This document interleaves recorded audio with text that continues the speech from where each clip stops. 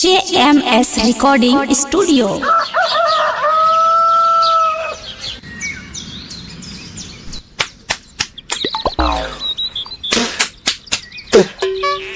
हाँ काका सुने काकी छोड़ दलक। अरे बेटा सही सुने काकी छोड़ दलक।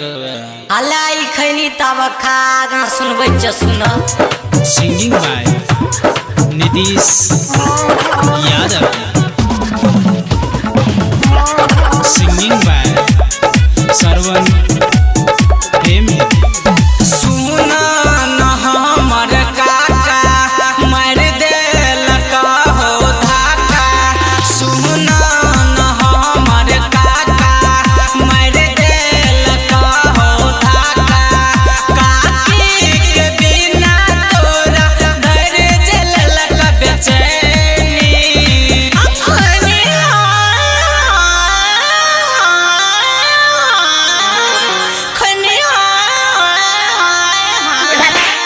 खाला तू खनी काका खाला हो खैनी।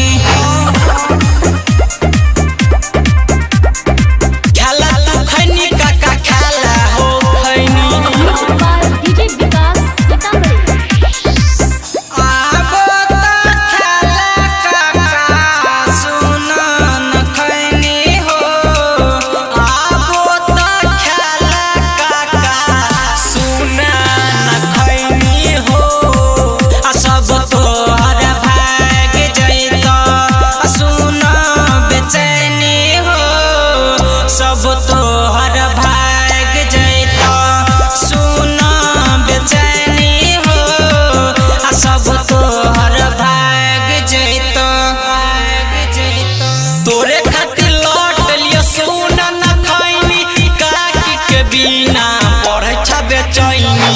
काकी के टेंशन छोड़ दह काका दोसर पटाका मार दह छक्का। हाँ बेटा चल दूसरे पटेबै। दोसर पटेबै बेटा दोसर पटेबै। दोसर पटेबै बेटा दोसर पटेबै। चल काका दूसरे पटेबै। हाँ बेटा चल अब दूसरे पटेबै। JMS Recording Studio।